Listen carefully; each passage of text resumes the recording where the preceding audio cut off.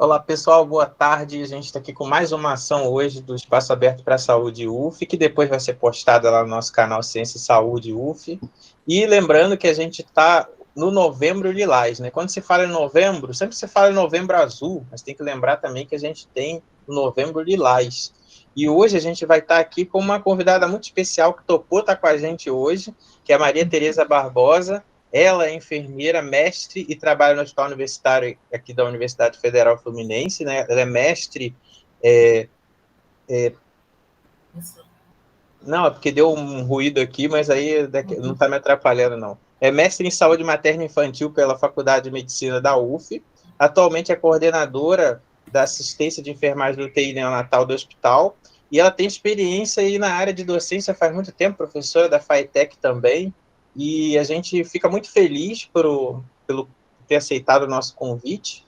E fica à vontade, a gente vai começar a apresentação dela, a gente vai falar de um tema muito especial hoje, né, que é esse cuidado neurológico aí ao RN, e pode ficar à vontade, né, Tereza?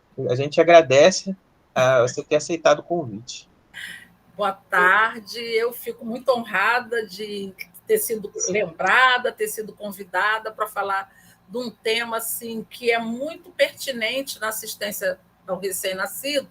Só queria dar uma corrigida, né? Corrigida não, uma arrumada, que eu fui coordenadora da unidade neonatal. Hoje não sou mais eu, hoje é a Renata Birindiba, que é a coordenadora, a Renata Rangel Birindiba, que é a coordenadora da unidade. Eu fui coordenadora por 12 anos e agora passei o bastão para a Renata. A mega experiência, né? Uma mega experiência.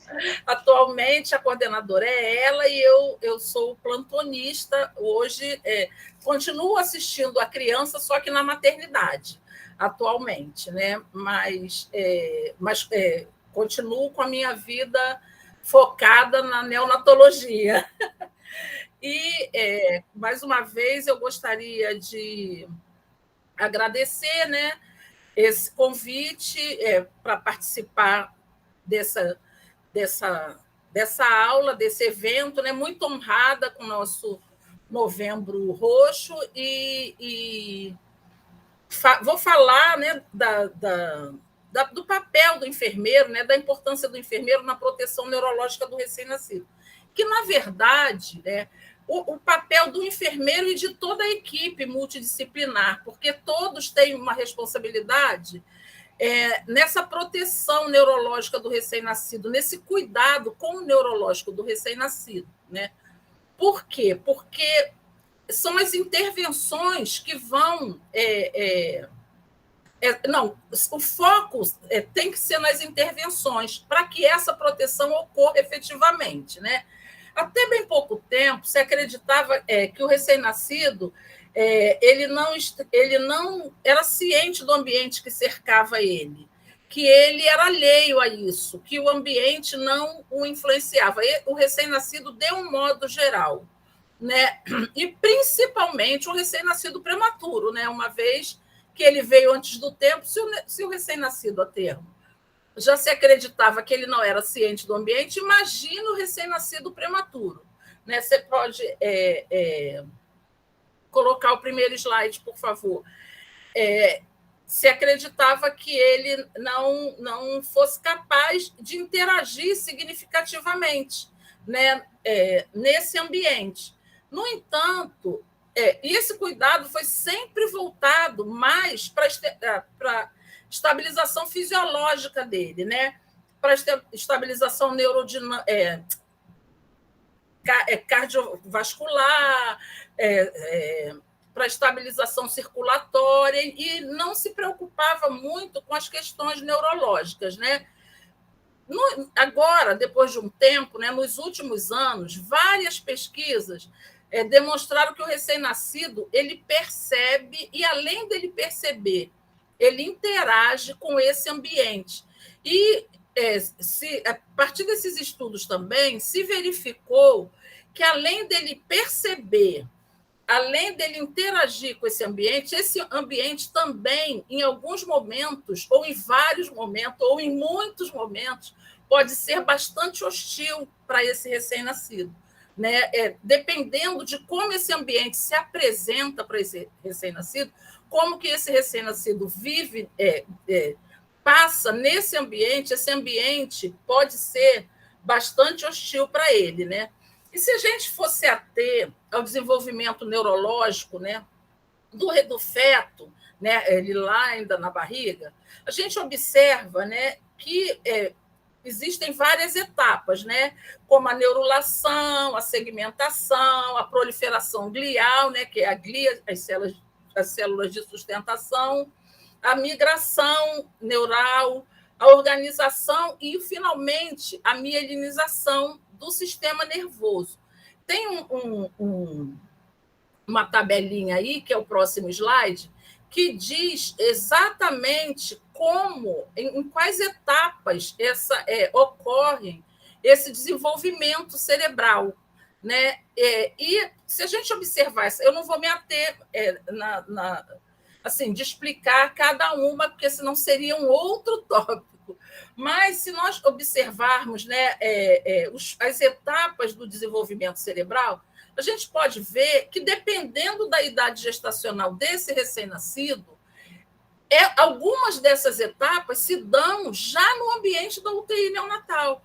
Então, um recém-nascido prematuro extremo, né, uma boa parte desse desenvolvimento cerebral se dá já no ambiente extrauterino, né? Se dá fora do útero materno, né? Que o útero materno é o lugar ideal para esse desenvolvimento, né? Tem a temperatura ideal, o ruído ideal, a luminosidade ideal, né? Tudo para ele. Eu costumo dizer que dentro da barriga, dentro do útero materno, o feto ele come e dorme de graça. Tem casa, comida e roupa lavada, não porque ele não usa roupa, mas tem casa e comida de graça. E é o lugar ideal para o desenvolvimento dele, né? Então, mais uma vez, se nós observarmos muitas dessas etapas, muito desse desenvolvimento acontece, dependendo da idade gestacional, fora do ambiente, né? Então, por que isso é relevante? Porque torna mais importante ainda o papel dos profissionais, do enfermeiro, assim, eu falo do enfermeiro porque eu sou enfermeira, né? Atuo em unidade neonatal há mais de 30 anos. E também porque o enfermeiro, a equipe de enfermagem, do modo geral, é o elemento que mais tempo passa com o paciente em todas as unidades, não é só na unidade neonatal, mas é o profissional que mais tempo passa com o recém-nascido. Então, ele acaba que, por conta dessa característica, ele acaba sendo o coordenador de toda essa proteção, né? Na verdade, o enfermeiro vira o coordenador de toda essa proteção. Meio não, é totalmente. Ele que orienta os cuidados, mesmo das outras equipes. Mais para frente eu vou falar como, né? Então, o útero é o lugar ideal. Se ele sai antes desse útero, ele tem que ter condições especiais para que ele não tenha danos neurológicos. Ele precisa de algumas condições e de alguns cuidados para que o dano seja zero ou mínimo, né? O dano neurológico, porque se foca muito... Hoje, não. Hoje, essa questão da proteção neurológica é muito mais enfatizada, é dado muito maior importância, mas há bem pouco tempo atrás, e assim, eu tenho uma facilidade de falar sobre isso, porque eu atuo já há algum tempo nesse ambiente. O profissional era mais voltado para a estabilidade mesmo hemodinâmica da criança, era do recém-nascido, era uma estabilidade mais hemodinâmica.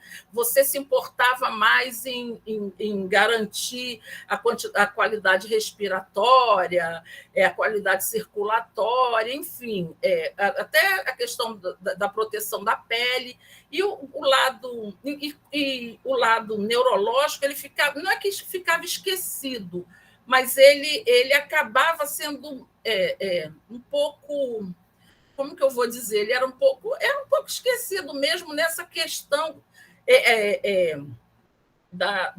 do cuidado de um modo geral, né, do recém-nascido. Então, dentro do útero materno, a primeira coisa que a gente tem que prestar atenção é nesse repouso, nesse sono do recém-nascido, né? Porque no útero materno, ele permite, né? Você podia passar o terceiro slide, por favor? Ele permite, ele é o local ideal, como eu já falei, né? Que o feto ele tem casa, comida de graça, né? E ele permite o repouso e o sono do recém-nascido, que é estimado, em 80% do tempo, estima-se que o recém-nascido durma dentro do útero materno. Né? Mais ou menos, muito mais do que a metade do tempo, é quase a totalidade do tempo. Ele só fica 20% do tempo acordado, né? Dentro do útero materno, o restante ele dorme. Então, o sono fora do ambiente intrauterino é uma preocupação grande atualmente dos profissionais para a preservação desse neurológico da criança, do recém-nascido prematuro, principalmente. Porque se dentro do útero ele dormia tanto tempo, num ambiente que tem tanta intervenção, né, ele não tem condições de dormir 80% do tempo. Com certeza, ele não tem. Né? E quanto menor o recém-nascido, e quanto mais grave ele for, mais intervenções ele sofre, né? E mais tempo ele é manuseado e mais exposto aos outros fatores ele é. Né? Quanto mais grave, quanto mais prematuro. E isso, mais dano causa se essa assistência não for bem focada no desenvolvimento neurológico do recém-nascido, né? E do recém-nascido prematuro, principalmente. Né? Então, se nós levarmos em consideração que a organização neuronal começa a partir do 6º mês de gestação, que quando é finalizada a migração dos neurônios para o lugar definitivo no córtex cerebral, a gente pode afirmar que muitas fases, né, desse desenvolvimento do recém-nascido do recém-nascido prematuro, acontece cá fora. E volto a falar, é o período que é aí que está a importância do cuidado, da assistência para a preservação dessa condição neurológica, que seria até uma outra aula, né, que eu não trouxe detalhado aqui nessa apresentação de hoje os danos que podem ser causados por essa desorganização resultante do ambiente, né, essa desorganização neurológica do recém-nascido prematuro resultante do ambiente, mas eu posso citar algumas, né, que é um déficit cognitivo, né, às vezes um atraso no aprendizado, tem estudos que falam em casos de autismo, né, de déficit motor, tudo isso causado problemas visuais e auditivos, tudo isso às vezes o problema visual é causado pelo uso do oxigênio, a gente sabe disso, né? Que é a retinopatia da prematuridade. Mas, às vezes, também a questão do ambiente, né? O dano neurológico causado pelo ambiente também pode ser na audição e na visão, né? Então, a gente pode falar que, mesmo com o aparecimento de novas tecnologias, né, que permitem uma sobrevida de crianças, de recém-nascidos prematuros, cada vez mais novos, cada vez menores, cada vez com idade gestacional menor, né? Esse ambiente que propicia essa sobrevida é o mesmo ambiente que pode causar danos para esse recém-nascido. Então, qual é o papel do profissional que atua nesse ambiente? O papel do profissional que atua nesse ambiente seria, ou tem que ser, o de proporcionar uma assistência de qualidade, uma boa assistência que garanta para esse recém-nascido o mínimo dano, ou zero dano, ou o mínimo dano possível, né? E como se consegue esses resultados? Esses resultados são conseguidos com planejamento da assistência voltados para essa proteção neurológica do recém-nascido. Que planejamento que é esse? É um planejamento, eu vou colocar depois eu listei os cuidados lá para o final, que eu vou falar de uma forma mais arrumadinha, né? Mas eu já posso adiantar que esse planejamento inclui, né, o mobiliário, inclui as conversas, inclui o ruído dentro da unidade, né? Inclui a estrutura mesmo do ambiente, né? Uma cadeira de rodinha que faz barulho, uma porta que não fecha direito ou que, quando fecha, bate. Quando se fecha a porta da incubadora, a portinholazinha da incubadora que não se fecha com cuidado, né? Colocar alguma coisa sobre a incubadora e os próprios ambientes e os próprios equipamentos que dão suporte de vida a esse recém-nascido, como bombas infusoras, monitores, respiradores, a própria incubadora, esses mesmos equipamentos, né, essa tecnologia que dá esse suporte de vida, ele também, se ele não for bem administrado, se ele não for bem manuseado, esses equipamentos eles também causam danos ao recém-nascido. Através de quê? Principalmente dos alarmes, né? E dos ruídos que esses equipamentos causam, né?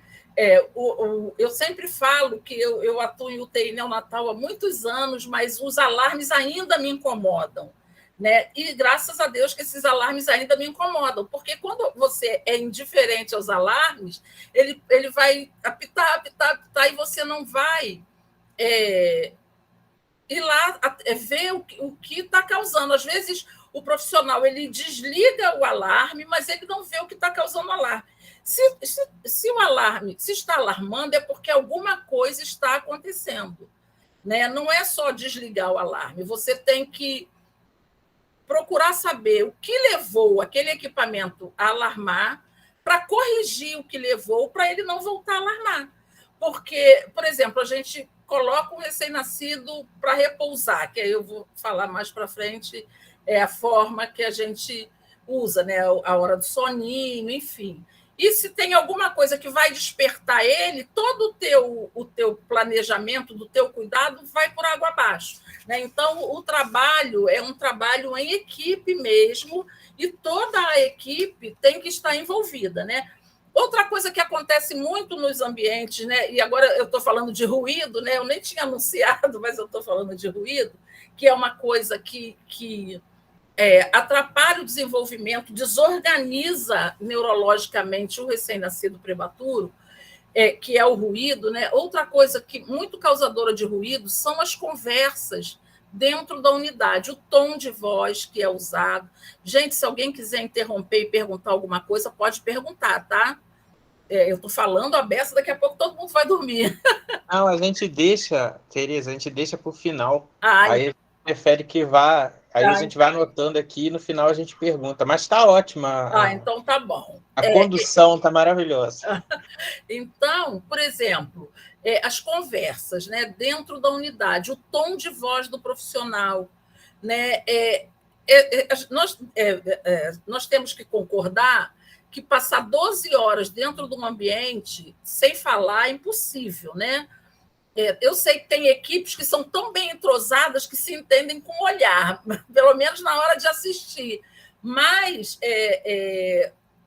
mas as pessoas precisam conversar, precisam trocar ideias. Só que essa conversa tem que ser mais afastada, evitar a conversa próximo das incubadoras, evitar tom de voz alto, né? Às vezes eu me deparo com um profissional rindo, gargalhando, falando alto, fulano, não sei o quê. Às vezes o colega está do outro lado da unidade, ele quer alguma coisa, ou quer comunicar alguma coisa, ele grita daqui para lá para o colega, né? São coisas, são atitudes espontâneas, mas são coisas que precisam ser evitadas para garantir o repouso desse recém-nascido, né? Então, a outra coisa que são os aparelhos telefônicos, né? O telefone da unidade, né? Que toca também, a gente só fala do celular, mas o telefone da unidade ele tem que ser regulado para ele ter um toque um pouco mais baixo, uma vez que os profissionais estão ali próximos, né? Não precisam ser um telefone que toque tão alto, né?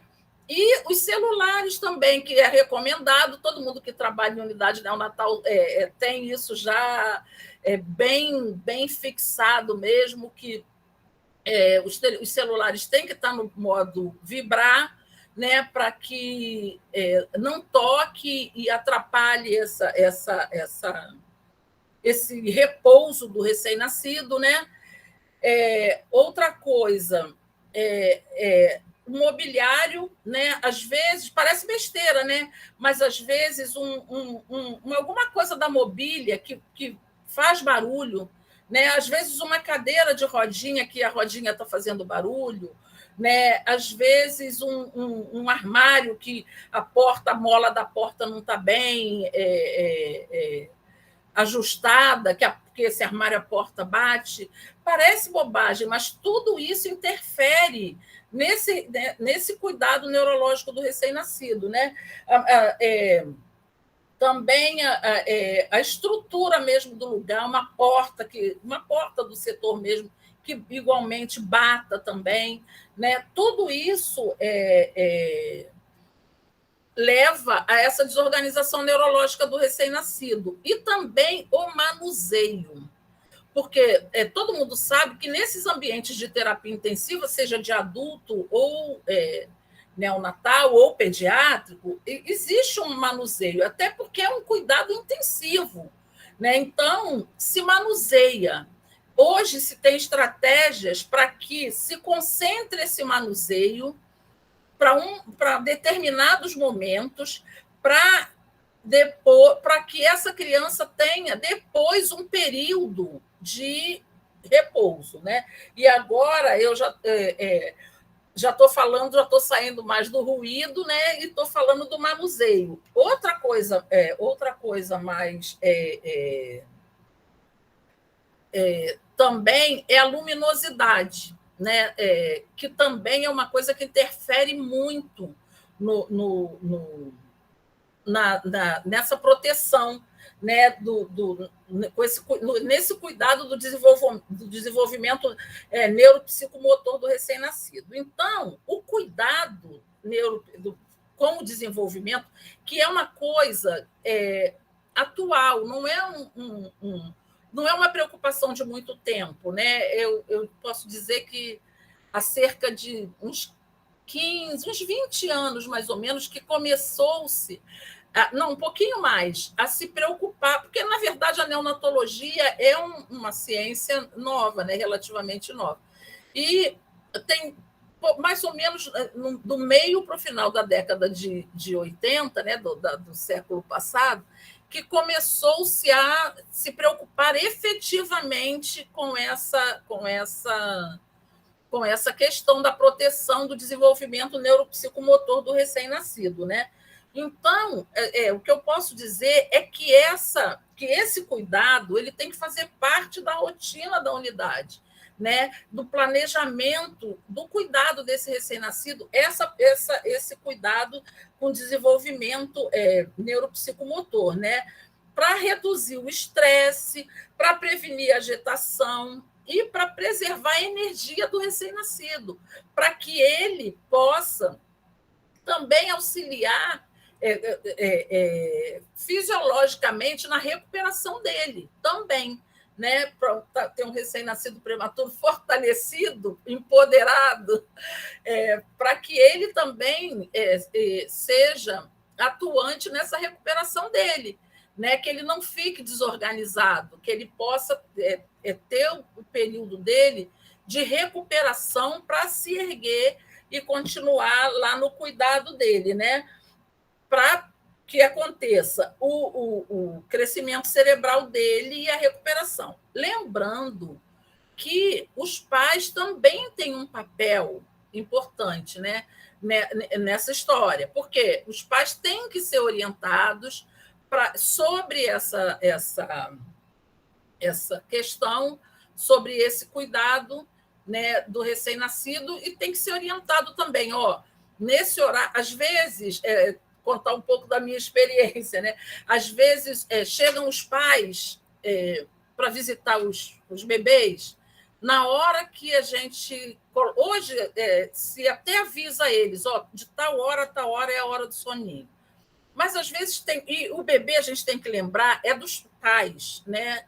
O bebê não é da equipe, o bebê é dos pais. Só que a equipe planeja um cuidado para ele, porque a equipe sabe como conduzir aquele cuidado. Mas a gente tem que lembrar que o bebê é dos pais. E os pais têm acesso 24 horas na unidade, né? Então, esses pais eles precisam ser orientados, eles precisam ser inseridos nesse cuidado também, né? Quando você deixa o pai de lado, é um pouco mais difícil desses pais entenderem o que está acontecendo com o recém-nascido. Então, ele precisa ser inserido nesse cuidado para ele também se sentir responsabilizado com essa recuperação, com esse cuidado no desenvolvimento. Então, ele tem que ser dito para ele em palavras simples, né, que o alcancem, como é importante esse bebê ficar quietinho, porque às vezes, por exemplo, na nossa UTI, lá no Antônio Pedro, a mãe vem lá de Itaboraí, o Antônio Pedro ele abrange uma área muito grande, né? E às vezes os pais vêm de longe. Então, quando eles chegam, eles querem tocar no bebê, eles querem ver alguma coisa, eles querem fazer um carinho, né? Eles gostam de ficar, que é uma coisa que irrita muito o bebê, esse movimento assim no bebê. Então, eles têm que ser ensinados a segurar com a mão toda o bebê na cabecinha, no bumbum, no momento que a falar docemente com o bebê, até cantar uma musiquinha para o bebê, né?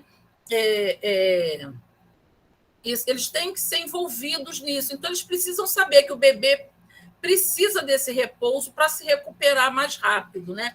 Então, eles têm que ser envolvidos no cuidado também para que eles tenham, né, esse conhecimento, né? Aí, podia passar o próximo slide, por favor? E uma das... Esse é um ambiente de UTI neonatal. Só para ilustrar, isso aí é uma foto, eu não coloquei a fonte, mas é uma foto de internet, tá, gente? Não é uma foto minha, não. Eu até tenho fotos minhas, mas essa é uma foto da internet, essa é uma foto da Fanning, que eu até fui no lançamento desse tipo de incubadora aí, eu aproveitei essa foto, para nós vermos todos esses equipamentos que são usados na UTI. Tudo isso é fonte de ruído. Tudo isso é fonte de ruído. E a gente pode observar que é um ambiente claro, né? Que eu ainda não falei da luminosidade, mas que aí eu já aproveito e já entro na questão da luz, né?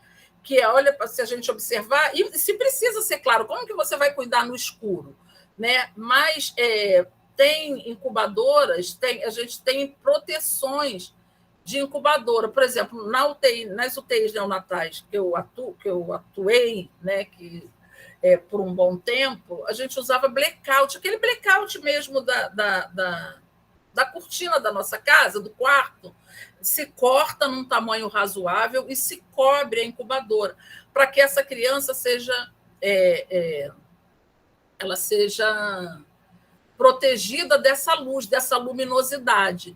E quando é uma criança, aí é recomendado também, tem um horário que se apaga a luz da unidade, né, para que se tenha um ambiente mais propício para a recuperação neurológica também desse recém-nascido.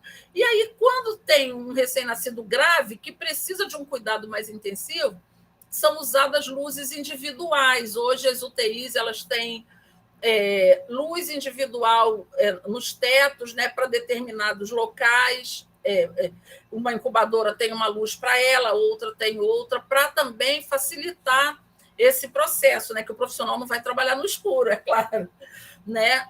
Então, como eu tinha falado, né, a partir da década de 80, surgiram alguns estudos sobre essa proteção neurológica, né? E um deles é o NIDCAPE, que é um programa, ele é bem detalhadinho, que vou tentar...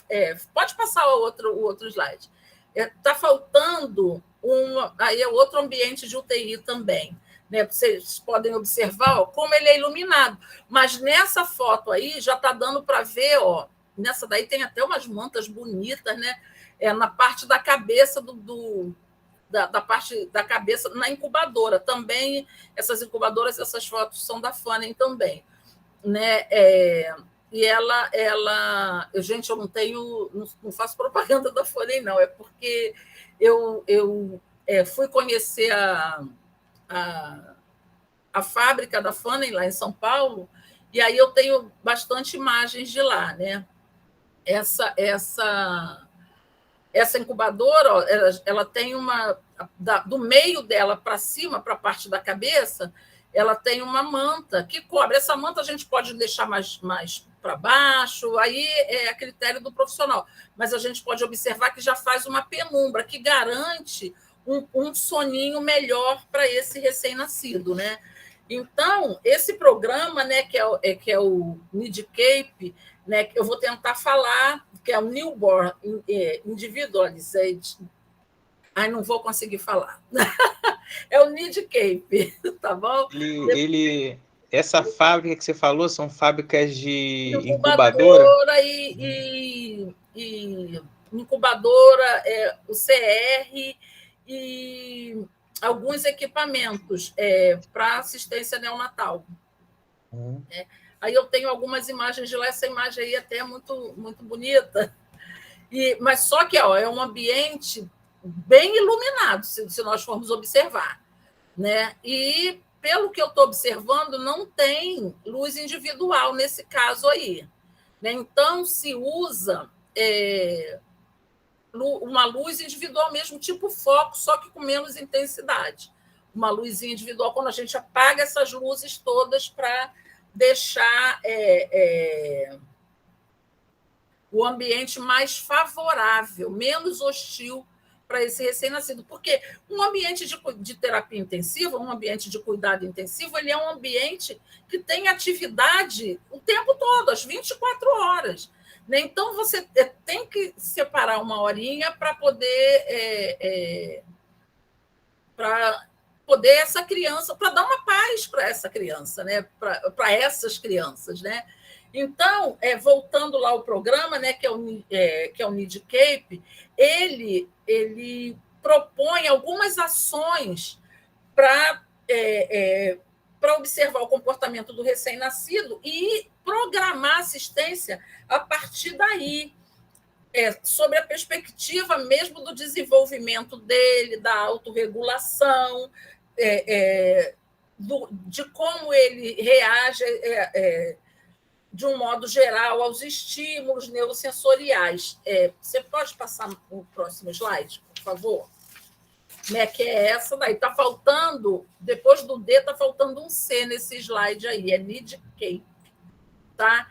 Então, a proposta maior dele é observar, responder ao estado do recém-nascido, atuar e estabilizar, né? Então, a gente observa, cria um plano para o que a gente observa, implementa esse plano para que ele seja estabilizado, para que o recém-nascido seja estabilizado, né?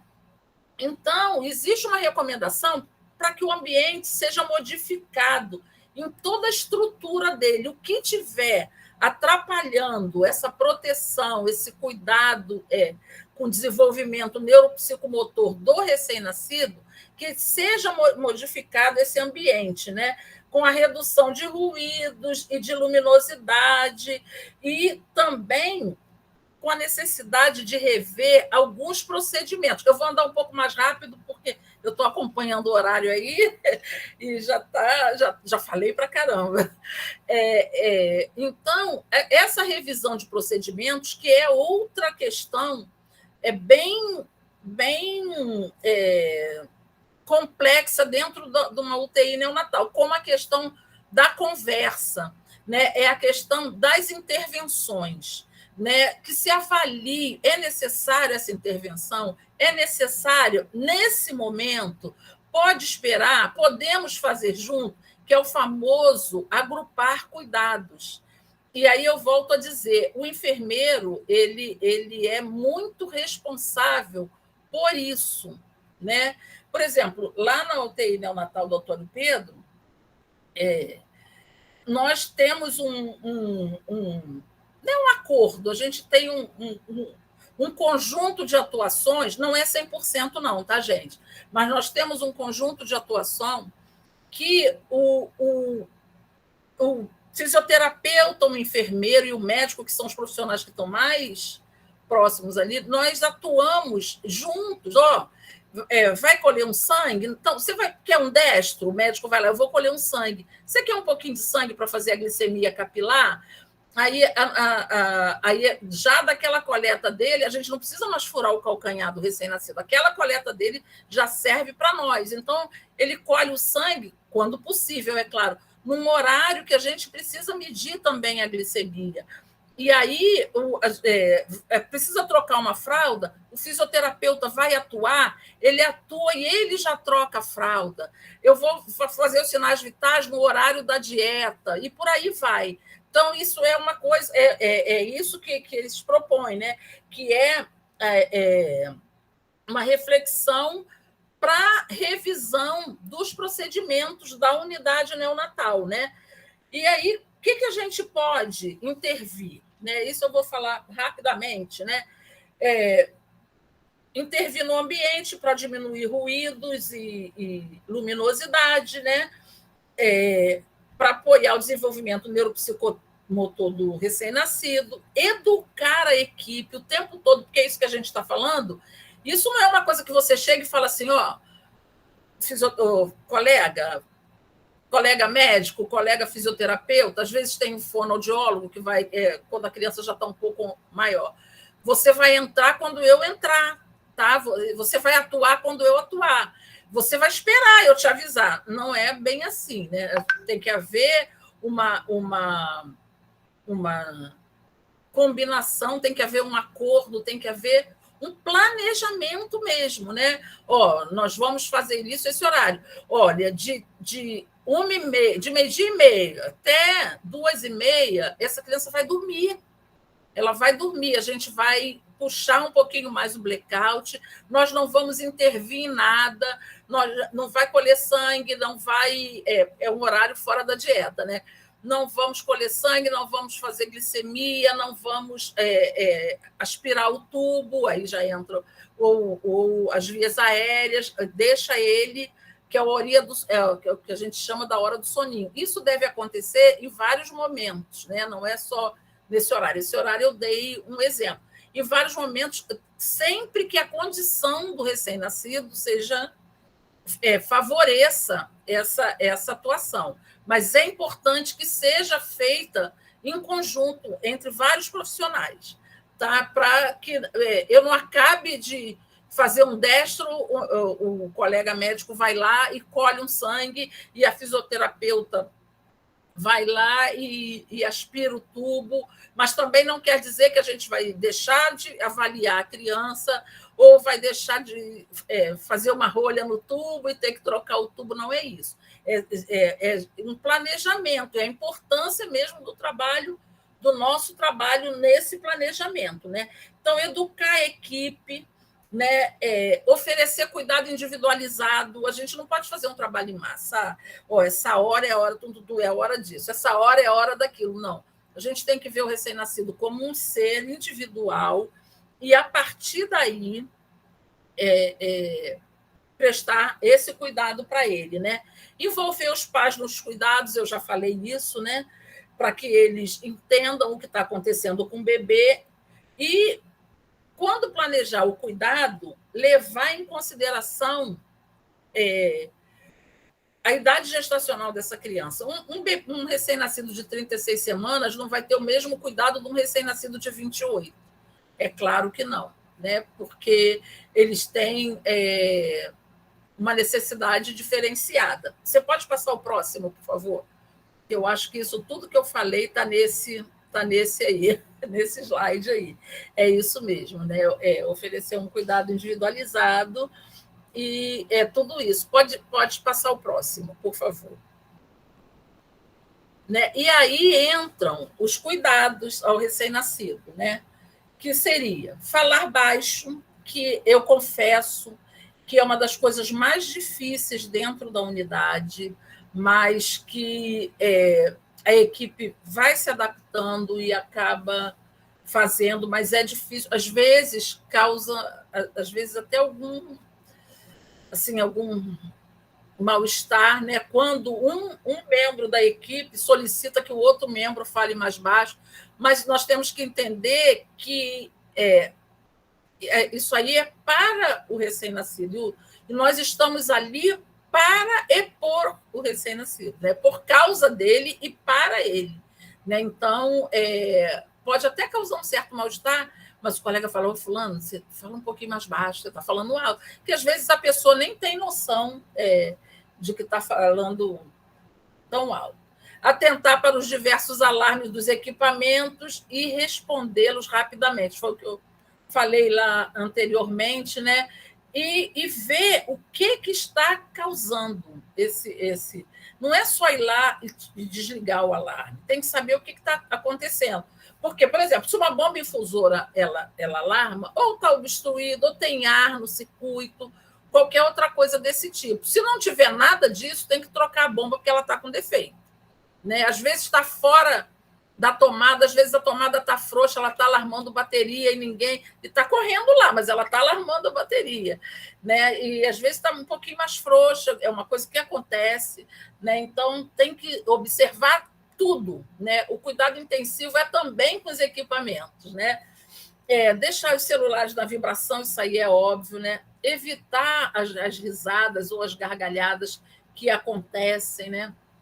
Também, né? Manipular aquelas portinholas da incubadora com cuidado, que ela é uma molinha. Às vezes o profissional empurra ela, faz um barulho assim, né? Isso aí, às vezes, o recém-nascido dá uma assustada e tira ele daquele estado de repouso que ele se encontrava, né?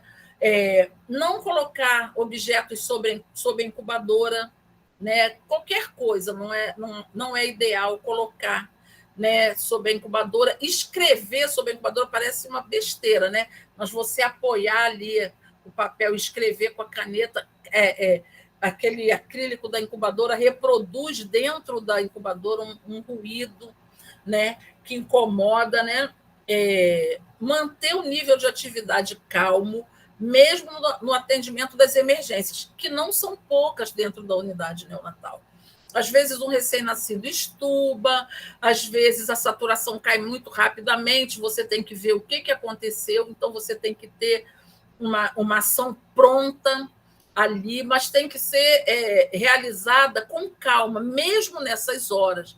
Não gritar, não pedir as coisas de longe. Às vezes é melhor você sair e ir lá pegar do que gritar para um colega pegar para você, né? Porque causa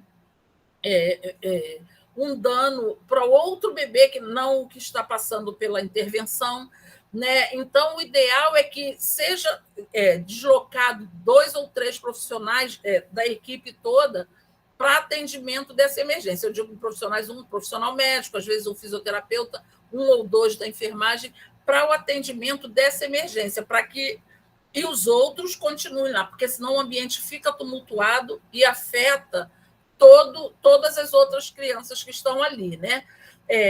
Não permitir música é outra questão, né? É uma questão que algumas pessoas falam, mas uma música suave talvez trouxesse uma calma para esses recém-nascidos. Já tem lugares que tem. O problema é essa seleção e esse,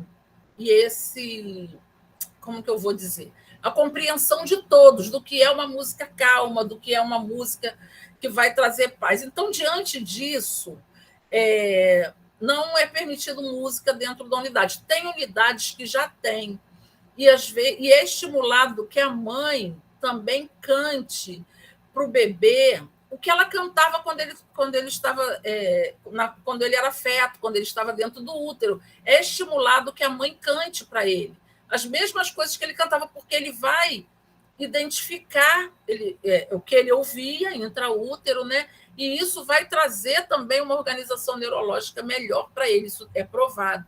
Então, mais uma vez, o envolvimento, a importância do envolvimento, né, dos pais no cuidado desse recém-nascido.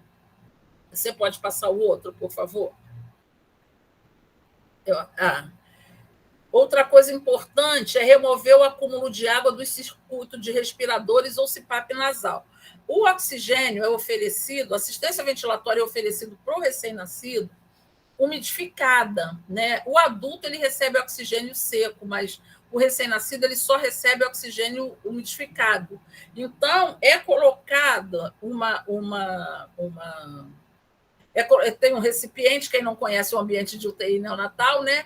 É um recipiente com água e o circuito é acoplado ali, o oxigênio passa por dentro desse recipiente e é ofertado ao recém-nascido. Então, esse passar do ar ali, ele carrega a água também, e acaba que chega uma hora que o circuito, tanto do CPAP nasal quanto do circuito do respirador, ele fica com água. E essa água, ela faz um barulho. Eu não vou reproduzir aqui, porque eu não sou muito boa de som, mas ela faz um barulho muito desagradável, esse barulho do ar passando por essa água no circuito. Então, é importante que se retire essa água. Os circuitos de respirador têm já um receptor para essa água. E, assim, se tem uma rotina de tanto em tantas horas, se tira essa água desse circuito. O CPAP não tem, então a gente tem que ficar atento e também estabelecer uma rotina de horário para que essa água saia do circuito, para que esse barulho, porque são equipamentos que estão ligados direto a órgãos perto da audição. Então, não tem como o recém-nascido não ouvir esse barulho, e esse barulho é muito potencializado dentro desse ambiente, dentro da incubadora e por esses circuitos, entendeu? Manter o ambiente com o mínimo de luminosidade, eu já tinha falado isso, né? Usar blackouts nas incubadoras para proteger, as janelas têm também insufilme para diminuir a luminosidade natural, né, a luz do sol, e sempre que possível apagar as luzes para que fique mesmo um ambiente bem na penumbra para o recém-nascido, né? E no caso do recém-nascido mais grave, utilizar foco individual, ou mais grave, ou que precise de uma intervenção. Às vezes ele vai precisar de um cateterismo umbilical ou de uma inserção de pique, enfim, que se use também esse foco, né? E agrupar os cuidados, que eu acho que é uma das ações mais importantes. para proteção do desenvolvimento neuropsicomotor do recém-nascido, esse agrupamento de cuidados, porque não adianta nada eu diminuir a luminosidade, né, eu ter o cuidado com som, se toda hora alguém vai lá e mexe no recém-nascido. Não adianta nada, porque ele não vai ter o estímulo luminoso, ele não vai ter o estímulo auditivo, mas ele vai ter o estímulo tátil. O momento, toda hora alguém vai lá e mexe nele. Imagina, você querendo dormir, toda hora alguém vem e dá uma sacudidinha em você.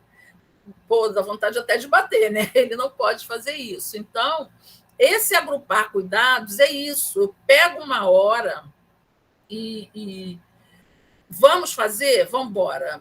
Todo mundo, vamos cuidar dele. Mais ou menos assim, tá? Eu estou falando de uma forma bem simplificada.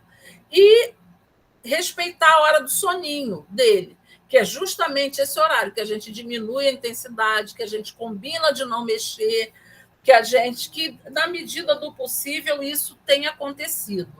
Tá? Então, eu acho que eu falei de uma forma geral, mas era esse o recado que eu queria passar sobre essa proteção e essa responsabilidade do enfermeiro e da equipe de enfermagem como um todo. Eu agradeço e estou aí para as perguntas, se alguém tiver. A gente é que agradece. Eu vou te chamar de Tereza, porque Maria Tereza é muito difícil. Pode falar. Então, olha, é muito, muito legal assim, a sua contribuição, falando desses anos todos de experiência. Eu me lembrei aqui de várias coisas de quando eu fui lá para o seminário e trabalhei no hospital, maternidade, e a gente tinha que fazer várias coisas, né, com o recém-nascido, que provavelmente devem existir até hoje, né? Mas como você coloca que essas coisas todas levam a danos, eu fiz aqui, fiquei pensando, né, refletindo do quanto que a criança, né, o feto, né, ele sai ali do ambiente confortável, como você coloca, escuro, né, onde ninguém fica encostando nele, ele vem para o ambiente externo. Eu lembrei da época que eu tinha que pegar lá o RN, fazer aspiração, pingar nitrato de prata no olho, né, para a menina na vagina, e continua assim até hoje. Continua, mas... Continua agulhadas na perna. Isso faz. Mas o que acontece agora? Hoje tem uma recomendação do Ministério que é bem cumprida, do contato pele a pele do recém-nascido com a mãe, do campeamento tardio, do cordão, né? E eu não falei sobre isso, mas esse cuidado ele já acontece desde a sala de parto, no caso do recém-nascido a termo. Mas no caso do bebê que vai para a UTI neonatal, as coisas acontecem muito mais corrida. Né? A gente não pode, uma criança que nasce com uma questão respiratória, a gente não pode colocar ele lá no contato pele a pele com a mãe. Tem que logo resolver a questão respiratória, aquecer ele e mandar para o ambiente da UTI neonatal. Mas mesmo no caso do recém-nascido a termo, por exemplo, hoje a recomendação é desligar o ar-condicionado da sala de parto ou de cesárea para ele nascer, deixar numa temperatura de 24 graus, ou a 24 ou 26, ou entre 24 e 26. Deixar ele no colo da mãe, colocar ele para sugar ou lamber o seio materno. Às vezes,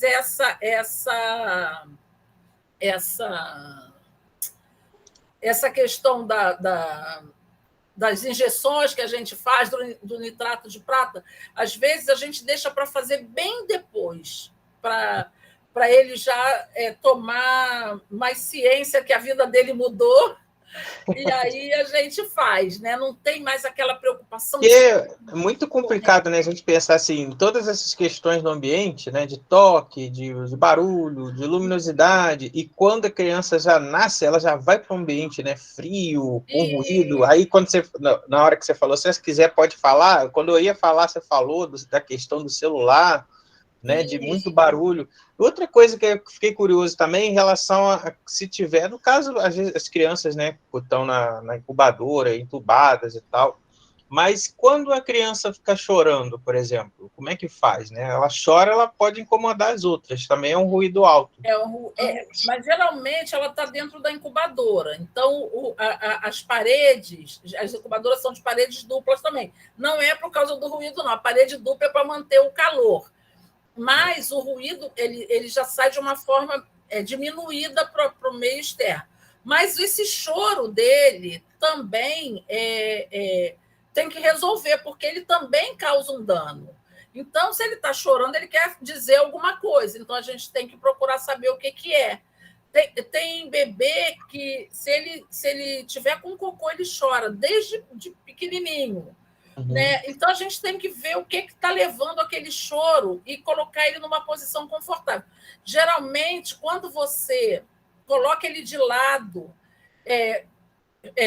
junta mais o joelho para o abdômen, né? Junta as mãozinhas dele próximo da boca, imitando o que ele vivia dentro do útero, ele acalma. Por isso é importante pegar o bebê, eu não tenho um boneco aqui, né? Mas pegar ele como ele com a mão, né? De forma que ele sinta todo acolhido, ele né? se sinta contido. Né? Então, a gente, às vezes, coloca a mão dentro da incubadora, uma mão, vou levantar mais a mão, uma mão na cabeça, pegando um pouquinho o tórax posterior, e a outra mãozinha no bumbum dele, segurando ele, e junta mais a perninha dele, e aí ele Já vi essa geralmente foto. ele para. Fica Geralmente como se estivesse com a bunda para o alto, né? Assim, isso é, ou senão mesmo você pode colocar de lado também. já é Do que a gente chama lado, da posição fetal, né? Que aí a isso. criança se Você sente. coloca ele mesmo assim, leva a mãozinha junto, perto da boca. Raramente ele não para de chorar. E se ele não parar, você pode até pensar numa dor, porque essa intervenção é muito eficaz para diminuir esse choro. E aí ele já falou o que ele está sentindo alguma coisa e também não incomoda o coleguinha do lado. Aí uma outra coisa que eu queria perguntar, que assim, na época lá quando a criança nascia, não deve ter mudado muito o protocolo ainda, né? Mas as vacinas que as crianças dos RNs, né, recebem no hospital, quais são? Mudou alguma coisa? Não, Continua sendo é só. hepatite? No nosso hospital é só hepatite. Tem algumas maternidades que fazem BCG também. As maternidades da Prefeitura do Rio fazem BCG também. Faz hepatite na sala de parto e o BCG, eu acho que no primeiro dia de vida. São as vacinas que são feitas. Mas no Antônio Pedro é só hepatite. Muito legal. Achei muito curiosa essa parte do ruído, né, que fica líquido ali no tubo. Aquilo é horrível, um barulho.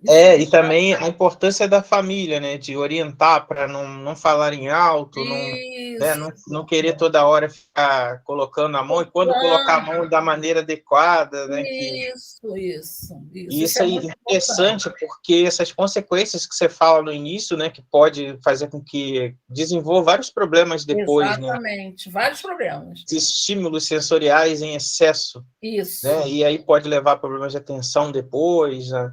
Porque realmente é muito complicado, né? A gente parar para pensar que como eu sempre faço uma analogia assim, de um paralelo de como que seria na natureza, né? Que a criança nasce e aí ela ficaria no colo da mãe, mamando e tal. No máximo ela ia ouvir barulho de outros bichos, né? De sons naturais, e a gente hoje em dia tem dentro do hospital, então é pior ainda, né? Pois é. Essa criança, ela nasce no momento que não era para nascer, era um momento que ela tinha esse desenvolvimento dela tinha de se dar intraútero, era dentro do útero da mãe, que aí não teria problema nenhum. Né? Então, esse desenvolvimento se dá num ambiente hostil, né? Num ambiente intervencionista mesmo, que você faz várias intervenções. Então, a preocupação é minimizar as consequências dessa intervenção, que é buscando a sobrevida dele mesmo. Então, é muito complicada essa contradição, porque você quer o melhor para ele, então você tem que adaptar essa assistência para que esse melhor aconteça de verdade. né? É essa contradição e é o conflito que a gente vive dentro do ambiente neonatal, dentro do ambiente de UTI neonatal, o tempo todo. Porque, é um grande desafio. Exatamente. É o desafio do profissional. Né? É oferecer aquela tecnologia dura e leve, porque a tecnologia leve também, às vezes, causa um dano, oferecer aquilo tudo com mínimo ou zero dano. É com um grande desafio. Mas eu queria te agradecer, Maria Tereza Barbosa, enfermeira mestre aí pela Faculdade de Medicina, no programa de atenção lá à criança e adolescente. E agradecer aí o pessoal que ficou com a gente aqui até agora, né? O Gustavo, o Kevin, Gabriela, Jéssica apareceu, a Débora também, o Wallace.